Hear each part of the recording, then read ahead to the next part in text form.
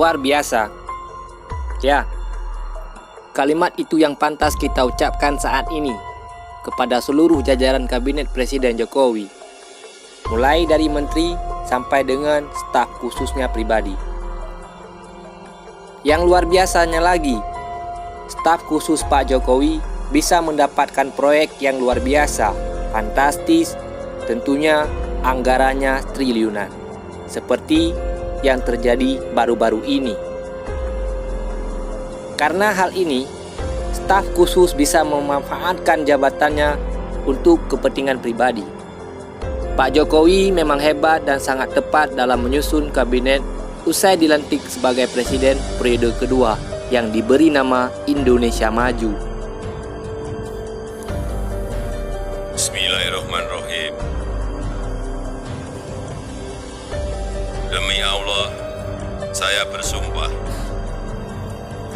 akan memenuhi kewajiban Presiden Republik Indonesia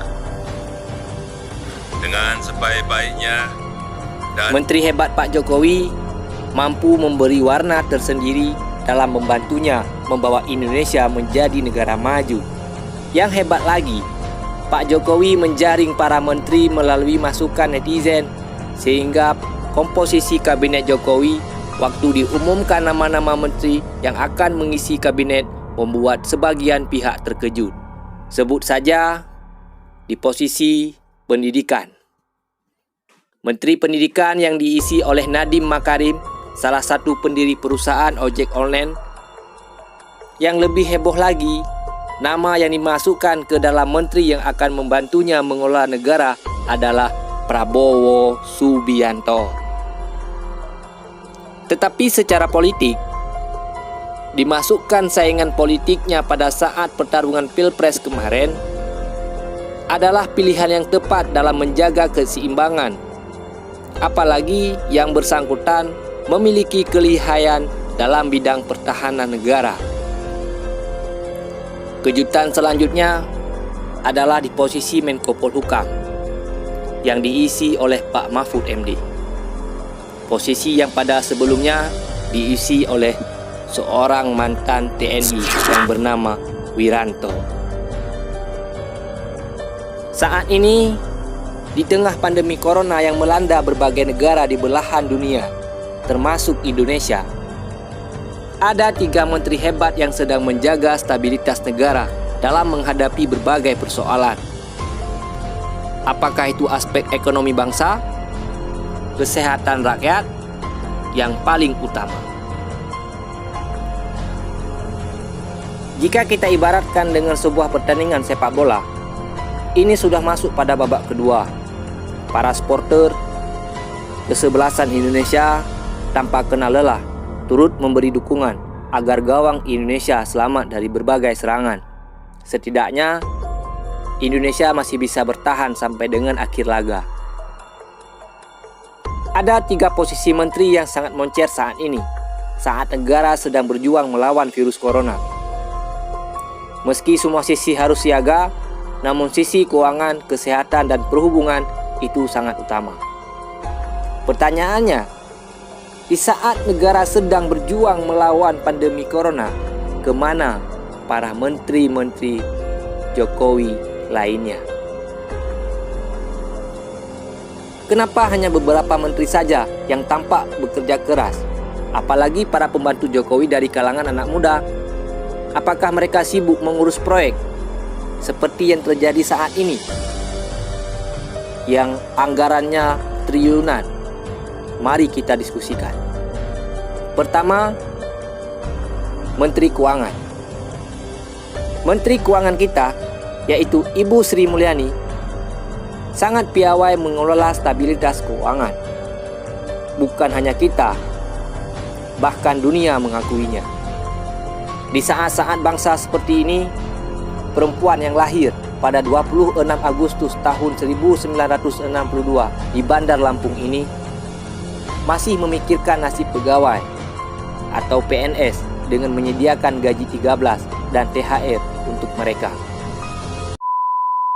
Terakhir THR untuk ASN TNI Polri, Bapak Presiden sudah memutuskan THR akan dibayarkan untuk seluruh ASN TNI Polri yang posisinya adalah di bawah atau dalam hal ini sampai dengan eselon 3 ke bawah.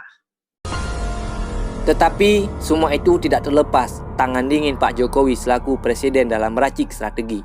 Terus bagaimana dengan warga yang keluar bisa mati, tidak keluar juga mati?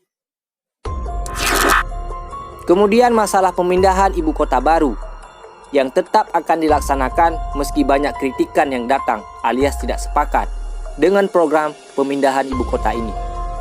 Pastinya program ini akan membutuhkan uang yang sangat besar. Dari mana? Dan masih banyak hal lain terkait keuangan yang kita rasa tidak perlu untuk disebutkan satu persatu.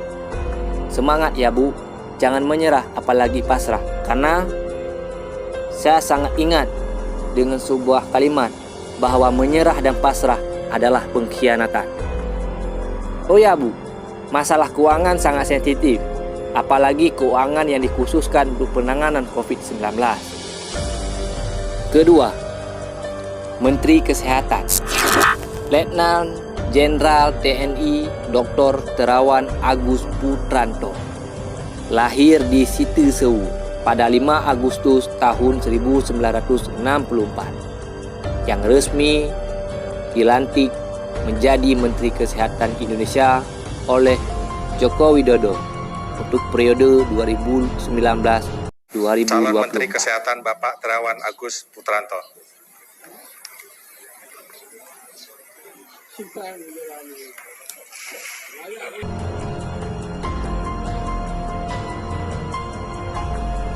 Beliau selalu tampil dengan ciri khasnya dalam menjawab berbagai pertanyaan awak media. Mulai dari masalah mahalnya masker sampai kepada perizinan terkait aturan yang berkaitan dengan penanganan COVID-19. Ya, ini memang positif, 2 orang itu adalah tadi sudah dijelaskan oleh Bapak Presiden dengan detail, ada warga negara asing Jepang yang kebetulan tinggal di Malaysia. Harus ingat, ini penyakit yang self-limited disease, penyakit yang bisa sembuh sendiri. Kenapa menaikkan harga masker, Pak? Masker salahmu sendiri kok beli, ya? Nggak usah masker untuk yang sakit. Tadi Parani bilang dari WHO, nggak ada gunanya untuk yang sakit supaya tidak menulari orang lain kalau sakit. Tapi yang sehat nggak perlu. Ya. Dengan berbagai kejadian, tidak sedikit kalangan mulai melayangkan argumen untuknya. Bahkan ada elemen yang menyuarakan agar Pak Terawan dihentikan sebagai Menteri Kesehatan. Ada apa? Mungkin teman-teman sudah mengetahui bahwa desakan Menkes Terawan didepak dari kabinet datang dari koalisi masyarakat sipil.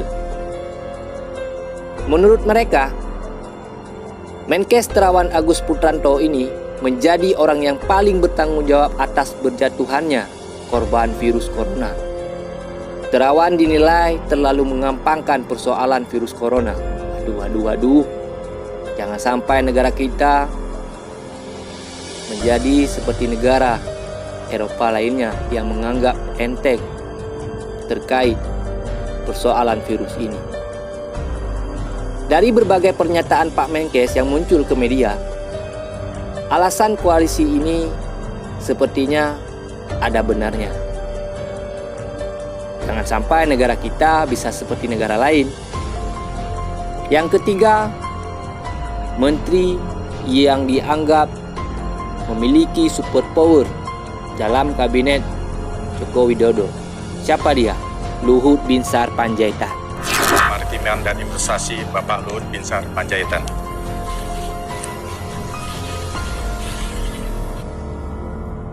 Menko Bidang Kemaritiman pada Juli 2016 dan kembali terpilih pada masa Kabinet Indonesia Maju Jokowi Ma'ruf Amin periode 2019-2024. Dinilai sebagai menteri super power dalam Kabinet Indonesia Maju. Teman-teman tentunya bisa melihat di berbagai situs pemberitaan yang ada di Indonesia. Sampai-sampai ada yang menyebut dalam pikiran Pak Luhut hanya uang. Gara-gara uang, penyebut itu Pak Luhut bawa ke jalur hukum. itu urusan orang, tidak perlu kita bahas. Ketika kami mengeluarkan perspektif seperti ini, Bapak jangan seret kami, Pak, ke jalur hukum. Jujur, Pak, kami tidak ada akses untuk bisa membela diri nantinya jika kami salah dalam mengutarakan isi pikiran kami ini. Yang masih melekat dan akan selalu teringat dalam pikiran kami terkait dengan keputusan Menteri Perhubungan nomor 18 tahun 2020 dalam rangka pencegahan virus corona. Alat transportasi seperti ojek online boleh membawa penumpang. Dan keputusan ini juga sama seperti yang sebelumnya diinginkan oleh Pak Anies sebagai Gubernur DKI Jakarta. Namun, beda halnya dengan Permenkes nomor 9 tahun 2020 tentang pedoman pembatasan sosial berskala besar yang tidak memperboleh ojek online mengangkut penumpang. Bingung kan? Antara Permenkes dengan Permenhub. Baru-baru ini, Pak Luhut juga menolak salah satu usulan dari Pemprov DKI Jakarta terkait penghentian KRL. Walau menurut Pak Luhut, penghentian ini bisa membawa dampak yang tidak baik bagi perekonomian masyarakat bawah, namun menurut kacamata kami yang tidak begitu terang dalam melihat, sepertinya menghentikan KRL salah satu cara yang bagus untuk mencegah penyebaran virus ini. Belum lagi masalah mudik yang masih malu-malu. Siapa kita? Indonesia. Siapa kita? Indonesia.